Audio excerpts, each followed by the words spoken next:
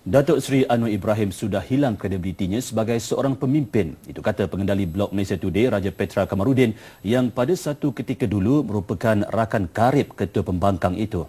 Dalam bahagian kedua temu bual beliau bersama wartawan kami, Ashraf Abdullah, Raja Petra berkata janji-janji kosong, krisis dalaman yang tidak berkesudahan dalam Pakatan Pembangkang dan masalah peribadi yang dihadapinya sudah cukup untuk rakyat menilai kepimpinan Datuk Seri Anwar.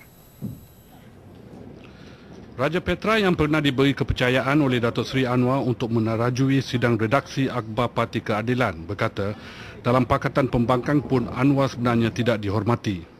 Ini menimbulkan persoalan bagaimana beliau boleh memimpin negara.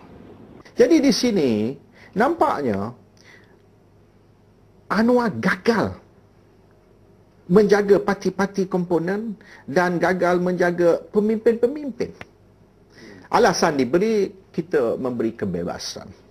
Kebebasan untuk orang bersuara. Tapi itu pun tidak betul.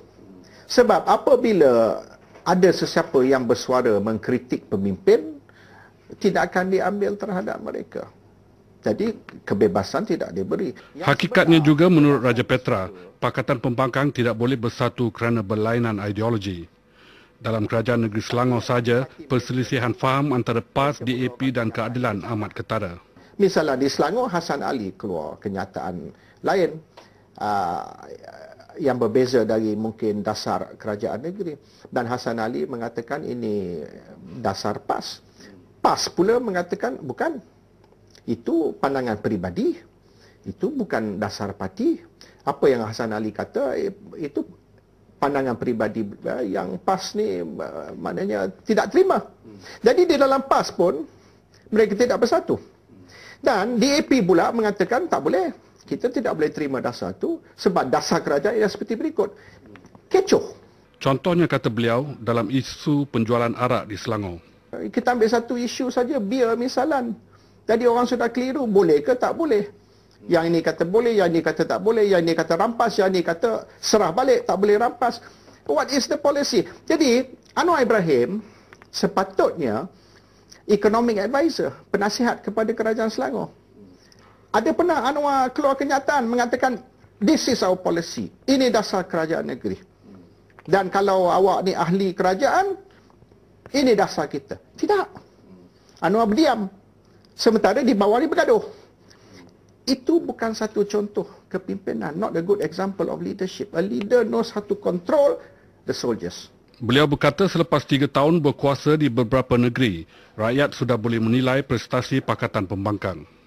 Ramai orang yang bersuara kepada saya beritahu yang mereka sudah disillusion, mereka sudah tidak yakin dengan pembangkang. Janji bentuk kerajaan 16 September 2008. Tapi sehingga kini Kabinet Bayangan pun belum menjadi kenyataan kerana ideologi yang berlainan menurut Raja Petra, Pakatan Pembangkang tidak mungkin bersepakat. Ini semakin melunturkan harapan pengundi yang memberikan kepercayaan kepada pembangkang pada Pilihan Raya Umum lalu.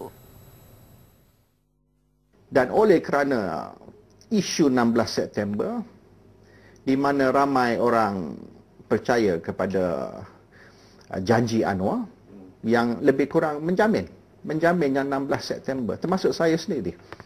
Semasa itu saya di bawah tahanan ISA di Kemunting, dan Anwar ada jumpa saya di mahkamah. Anwar datang ke mahkamah sebab dalam saya ditahan ada juga dua kes yang berjalan serentak, dan beliau beritahu kata, jangan susah, tak lama lagi awak akan keluar sebab kita akan bentuk kerajaan 16 September. Hakikatnya, kata beliau, Parti Pembangkang tidak sehaluan. Misalnya sekarang pun sudah timbul soalan shadow cabinet. Dan Anwar Ibrahim menjawab, tidak perlu shadow cabinet. Tapi istilah shadow cabinet ataupun maksud shadow cabinet itu ialah ahli pembangkang menjadi shadow kepada seorang ahli kabinet. Tidak semesti shadow cabinet ni ialah kabinet kita sedia untuk memerintah. Tapi sekiranya shadow cabinet pun kita tidak mampu menubuhkan, bagaimana sekiranya Pakatan Rakyat memerintah? Siapa ahli kabinetnya? Pengundi-pengundi ingin tahu. Jadi sekiranya sebagai pembangkang pun belum boleh kita buktikan kebolehan kita. Bagaimana pengundi nak yakin bahawasanya pembangkang boleh menjadi kerajaan? Sebab menjadi pembangkang ni lebih senang dari jadi pembangkang. Menjadi pembangkang ni kita hanya membangkang saja. Kita tidak perlu melaksanakan. Tapi apabila kita jadi kerajaan, kita perlu melaksanakan apa yang kita kritik semasa kita pembangkang. That's not so easy. Kritik senang. Kita melaksanakan apa yang kita cakap, itu lebih susah. Tapi sekiranya sebagai pembangkang pun kita sudah gagal, sudah tentu rakyat kurang yakin you boleh berjaya sebagai satu kerajaan.